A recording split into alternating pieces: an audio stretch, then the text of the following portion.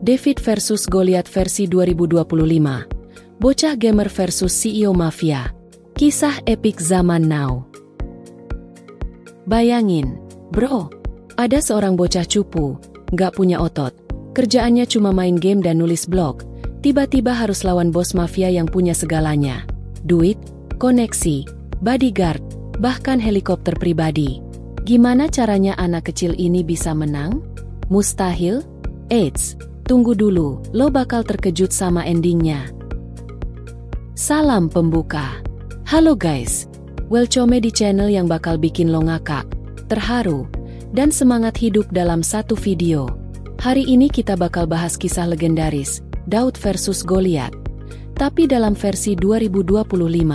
Siapin popcorn, pegang tisu kalau perlu, dan jangan lupa ajakan like, komen, subscribe. Sebelum kita mulai, buat kalian yang suka cerita epik penuh kejutan, klik tombol like dulu dong.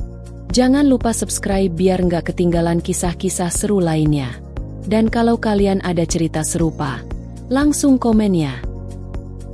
Oh iya, guys, sebelum lanjut, yuk kita saling support. Tulis doa terbaik kalian di kolom komentar. Siapa tahu ada yang lagi berjuang menghadapi Goliath dalam hidupnya. Kalian bisa jadi berkat buat orang lain. Oke, gas keun ceritanya. Kisah dimulai.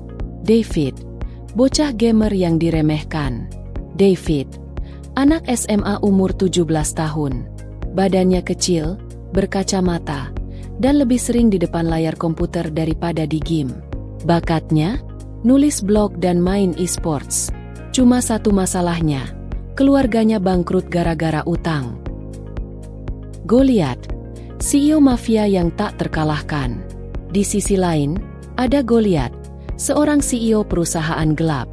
Dia bukan cuma kaya, tapi juga punya pasukan preman, pengacara licik, dan teknologi canggih buat menyingkirkan siapa aja yang berani menantangnya. David punya misi rahasia. David nggak cuma mau menyelamatkan keluarganya, tapi dia juga punya rencana besar, membongkar kejahatan Goliath lewat blognya. Dia mulai ngumpulin data, cari saksi, dan bahkan belajar hacking buat ngakses data perusahaan mafia itu. David diremehkan semua orang. Orang-orang bilang, "Lo siapa? Cuma bocah cupu, mau lawan raksasa bisnis." Bahkan keluarganya sendiri nggak percaya dia bisa ngapa-ngapain. Tapi David punya satu hal yang Goliath nggak punya, kekomitmenan. Rencana mulai berjalan, tapi gagal. David coba ngehack sistem Goliath, tapi langsung kedetek. Akibatnya, rumahnya digerebek, laptopnya dihancurin. David nyaris ditangkap, tapi dia berhasil kabur. Momen putus asa. David merasa kalah. Mungkin mereka benar. Gue nggak mungkin menang lawan dia. Tapi pas dia mau nyerah, dia lihat satu hal yang bikin dia bangkit lagi. Goliath ternyata punya satu kelemahan. Kelemahan Goliath, ego dan keangkuhan. David sadar, Goliath tuh suka pamer dan ngeremehin orang. Kalau dia bisa bikin Goliath kepancing, dia bisa ngalahin dia. Serangan balik dimulai. David mulai bikin strategi. Dia bikin konten viral di TikTok, YouTube, dan Twitter tentang kebobrokan Goliath. Netizen mulai ribut. Warganet mulai nyadar ada yang aneh. #tumbangkan Goliath trending. Orang-orang mulai kepo. Investor mulai curiga. Bahkan pegawai Goliath sendiri mulai ragu. Goliath marah. Goliath nggak terima. Dia nanggapin David di TV nasional. Bocah ini cuma cari perhatian. Ngaco semua omongannya. Tapi justru itu bikin dia makin kelihatan salah. David dapat dukungan tak terduga. Seorang whistleblower dari dalam perusahaan Goliath kasih David dokumen rahasia. Bukti semua kejahatan Goliath. Serangan final. David versus Goliath di live stream. David tantang Goliath buat debat live di podcast terkenal. Awalnya Goliath ketawa. Bocah ini nggak akan bisa kalahin gue. Tapi pas siaran dimulai, David langsung ngedrop bom informasi yang bikin semua orang shock. Bukti dikeluarin satu persatu.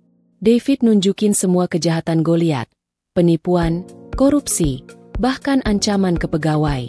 Semua live, ditonton jutaan orang. Goliat panik, investor kabur. Begitu semua kebusukannya kebongkar, harga saham perusahaannya langsung anjlok. Para investor cabut. Polisi ikut turun tangan. Gara-gara bukti dari David, polisi akhirnya nyelidikin Goliat. Dia akhirnya ditangkap. David jadi pahlawan. Dari bocah cupu jadi pahlawan internet. David nggak cuma nyelamatin keluarganya, tapi juga semua orang yang pernah jadi korban Goliat. Pesan moral, jangan remehkan yang kecil. Kadang, yang kelihatan lemah bisa ngalahin yang kuat kalau dia punya keberanian dan kecerdasan.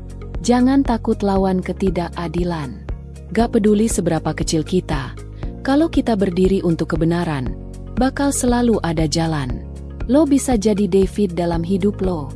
Mungkin lo punya Goliat sendiri, masalah, orang toksik, atau tantangan hidup. Tapi ingat, lo bisa ngalahin mereka dengan cara lo sendiri. Ayo bangkit dan berani. Kita semua bisa jadi pahlawan dalam hidup kita sendiri.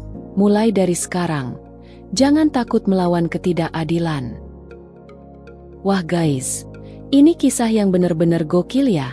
Semoga ini bisa jadi inspirasi buat kalian semua.